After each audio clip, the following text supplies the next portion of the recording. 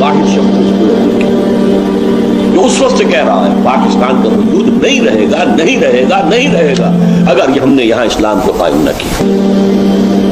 یہ اپنے رضاعیت کو چھوڑ چکا، گم کر چکا ہے ہی نہیں، وجود کے لیے جواز نہیں ہے، بے جواز چیز قائم نہیں رہا کرتی. میں چونکہ خود عینی شاہد ہوں، میں نے مسلم اسٹوڈنٹ فیڈریشن کے ایک کارکن اور ایک رہنما بھی آپ کہہ سکتے ہیں، اس لیے کہ میں حصار ڈسٹرکٹ مسلم اسٹوڈنٹ فیڈریشن کا جنرل سیکرٹری تھا. ہائی اسکول اسٹوڈنٹ کی حیثیت سے ہم نے جلوس نکالے، نعرے لگائے، پاکستان کا مطلب کیا، لا الہ الا اللہ. ہم نے دعائیں مانگی جمعوں کے اجتماع میں، عیدین کے اجتماع میں، اللہ ہمیں انگریز اور ہندو کی دوہری غلامی سے نجات دے تاکہ تیرے دین کا بول بالا کرے، تیرے نبی کا دیا ہوا نظام قائم ہے. ہم نے پاکستان، اللہ نے تو وعدہ پورا کر دیا. اور وہ آیت جو ہے سورہ اعراف کی ہے، حضرت موسیٰ سے جب کہا تھا کچھ لوگوں نے، اسرائیلیوں نے، اے موسیٰ آپ کے آنے سے پہلے بھی ہمیں ستایا جاتا تھا، آپ کے آنے کے بعد بھی ستایا جاتا ہے، ہماری حالت میں کوئی فرق نہیں آیا آپ کے آنے سے. تو انہیں جواب دیا گیا، اللہ تعالیٰ نے جواب دیا، قل اے موسیٰ ان سے کہہ دو عسیٰ ربکم ان یہلک عدوکم، اب قریب ہے وہ وقت کہ تمہارا رب تمہارے دشمن کو ہلاک کر دے، فرعون اور اس کے لاؤ لشکر کو تباہ کر دے، غرق کر دے. وَيَسْتَخْلِفَكُمْ فِي الْأَرْضِ، زمین میں تمہیں حکومت دے، طاقت دے. فَيَنْظُرَ كَيْفَ تَعْمَلُونَ، پھر دیکھے گا تم کیا کرتے. اسی امتحان میں ہم 56.5 برس گزار چکے ہیں اور ہم نے اللہ سے وعدہ خلافی کی. اس وعدہ خلافی کا نتیجہ میں نے آیات جو پڑھی ہے شروع میں، سورہ توبہ کی 3 آیات. دنیا میں کوئی قوم اجتماعی طور پر اللہ سے کوئی وعدہ کر کے وعدہ خلافی کرے تو اس کی سزا کیا ملتی ہے؟ اس قوم میں اجتماعی طور پر نفاق اور منافقت کا مرض پیدا کر دیا جاتا ہے.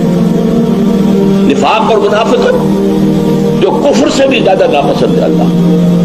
ان المنافقین فی الدرک الاسفل من النار، منافقین جو ہے وہ جہنم کے سب سے نچلے درجے میں ہوں گے، اس کے لیے کہ حضور کی شفاعت سے انہیں محروم کیا گیا. استغفر لہم او لا تستغفر لہم لن یغفر اللہ، آپ چاہے استغفار کریں ان کے لیے چاہے نہ کریں.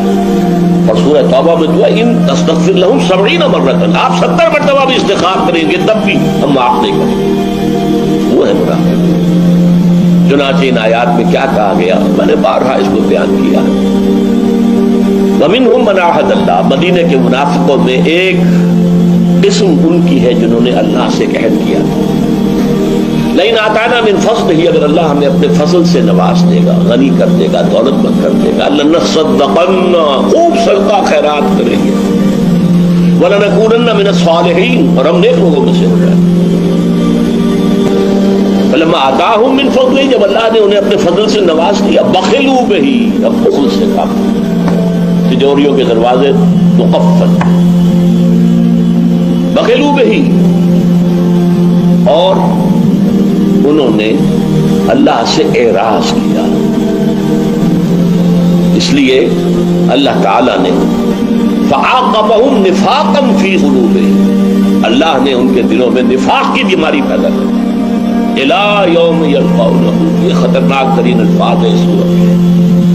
وہ نفاق قیامت کے دن تک قائم رہے گا، برقرار رہے گا، نکلے گا نہیں. یہ اللہ جب یہ میں پڑھتا ہوں، عام طور پہ میں رک جاتا ہوں، یہ الفاظ نازل کیا کرتا ہوں. عاقبہم نفاقا فی قلوبہم پہ بات ختم کرتا ہے. آگے کے الفاظ لڑکا تاری کرتا ہے. الی یوم یلقونہ، اس دن تک جو ملاقات کا دن ہوگا قیامت کا، اس وقت تک نفاق یہ رہے گا. بما اخلف اللہ ما وعدوہ، بسبب اس خلاف ورزی کے جو انہوں نے اللہ سے وعدہ کیا ہوا اور اس میں خلاف ورزی کی.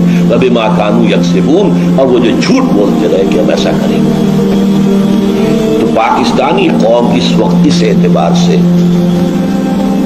اجتماعی منافقت کا شکار ہے. آج ہم بحیثیت مجموعی دنیا کی منافق ترین قوم، 3 قسم کے نفاقات یہاں آ چکے ہیں. نفاق قومی، پہلے ہم ایک قوم تھے، ہندو کے مقابلے میں ایک قوم، 2 قومی نظریہ، ہندو ایک قوم، ہم دوسرے قوم. آج ہم نفاق باہمی میں قومیتوں میں تحلیل ہو گئے. اب قومیت ہے 4 تو شروع سے تھی، پنجابی، پٹھان، بلوچی، سندھی، اس میں اضافہ ہوا ہے. سرائکی قومیت وہ بھی مدعی ہے، ہماری علیحدہ قومیت ہے. یہ نفاق باہمی ہے.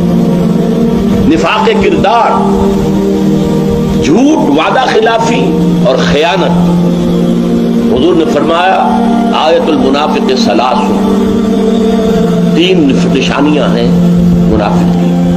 دوسری حدیث میں آتا ہے وَإِن صَامَ وَصَلَّى وَزَعَمَ أَنَّهُ مُسْلِمٌ. جس میں یہ 3 صفات ہیں، وہ چاہے نماز پڑھتا ہو، روزہ رکھتا ہو اور اپنے آپ کو مسلمان سمجھتا ہو، لیکن وہ منافق ہے. اور وہ 3 علامتیں کیا ہیں؟ جب بولے جھوٹ بولے، جب وعدہ کرے خلاف ورزی کرے، کہیں امین بنایا جائے تو خیانت. یہ تینوں چیزیں ہمارے ہاں عوامی سطح پر جس طرح ہیں وہ تو سب کو معلوم ہے، لیکن جو زیادہ قابل توجہ اور قابل حذر بات ہے وہ کیا ہے کہ ہمارے ہاں جو جتنا اونچا ہے اتنا ہی جھوٹا، اتنا ہی وعدہ خلاف اور اتنا ہی بڑا خائن ہے. اربوں کی خیانتیں ہوتی ہیں، اب وہ سینکڑوں ہزاروں والی بات تو ختم ہوتی ہے. غبن غبن در غبن. اس نفاق کے ہم اس وقت مریض ہیں. اسی کا ایک اور نقشہ، اس کے نتیجہ یہ ہو سکتا ہے جیسا کہ میں نے کہا کہ اللہ کا عذاب ادنا کی شکل میں آ چکا ہے 1971 میں. زبردست شکست. 93,000 ہمارے قیدی ہندوستان کے پاس گئے. پاکستان تو لخت ہو گیا. بدترین شرمناک شکست. ہمارے ٹائیگر جنرل نے اپنا پستول پیش کیا. یہ ہے عذاب ادنا. قرآن مجید میں سورہ سجدہ میں آئے تھے وَلَنُذِيقَنَّهُم مِّنَ الْعَذَابِ الْأَدْنَىٰ دُونَ الْعَذَابِ الْأَكْبَرِ. ہم انہیں مزہ چکھائیں گے چھوٹے عذاب کا بڑے عذاب سے پہلے. چھوٹا عذاب کیا ہے؟ یہ جو اللہ ذرا جھنجھوڑنے کے لیے، بیدار کرنے کے لیے شاید جاگ جائے. کبھی تحت آ گیا، کبھی کچھ اور آ گیا، کبھی سیلاب آ گیا، اللہ کی طرف توجہ. لیکن یہ کہ ہم نے اس عذاب ادنا جو حادثہ تھا اس سے کوئی سبق حاصل نہیں. پھر عذاب اکبر ہے جو ہم سر پر کھڑا ہو. اور عذاب اکبر دنیا میں، ایک تو آخرت کا عذاب ہے. دنیا میں عذاب اکبر کیا ہوتا ہے؟ کسی قوم کو جڑ سے اکھاڑ دے گا. جو دنیا میں آتا رہا ہے قوموں کے اوپر، قوم نوح پر، قوم ہود پر، قوم صالح پر، یہ کون سا عذاب تھا؟ فَقُطِعَ دَابِرُ الْقَوْمِ الَّذِينَ كَفَرُوا. ان کی جڑ کاٹ دی گئی. جڑ اگر رہے تو پھر دوبارہ وہ پودا اگ سکتا. جڑ سے اکھاڑ دیا جائے تو اب پودے کی دوبارہ اگنے کا کوئی امکان نہیں. یہ بھی الفاظ آئے ہیں لا یرا الا مساکنہم، کہ اب ان کے مسکنوں کے سوا کچھ نظر نہیں آتا.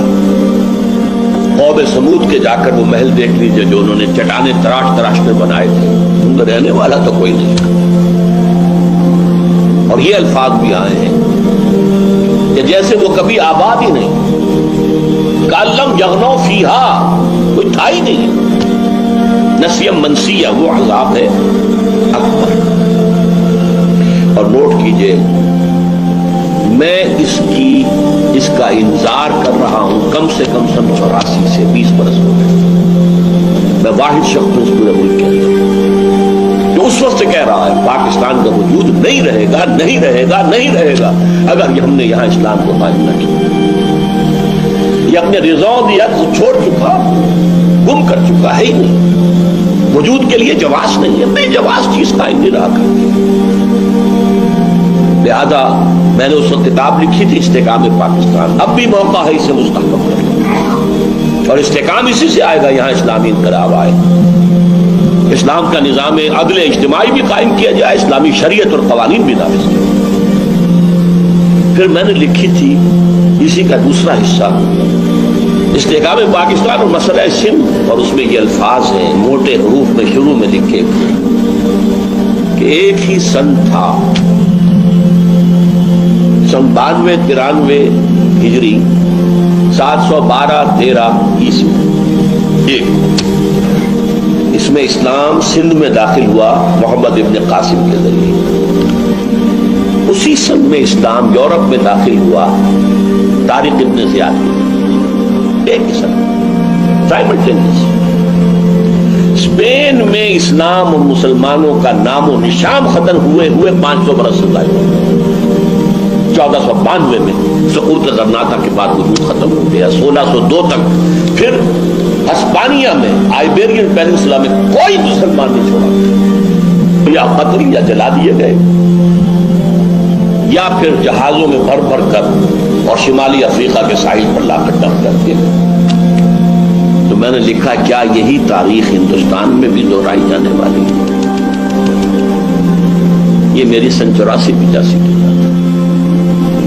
اور مجھے یاد آتا ہے کہ جب ہماری جو سابقہ امت تھی بنی اسرائیل، جب ان پر پہلا عظیم ترین عذاب آنے والا تھا نبوکدنصر کے ہاتھ، جس میں حضرت سلیمان کا بنایا ہوا معبد مسجد اقصی اصل وہ تھی جس کو کہ مسمار کر دیا گیا، 2 اینٹیں بھی سلامت نہیں رہی، 6 لاکھ یہودی آن دی اسپاٹ قتل کیے گئے، اور 6 لاکھ کو وہ ہانک کر لے گیا۔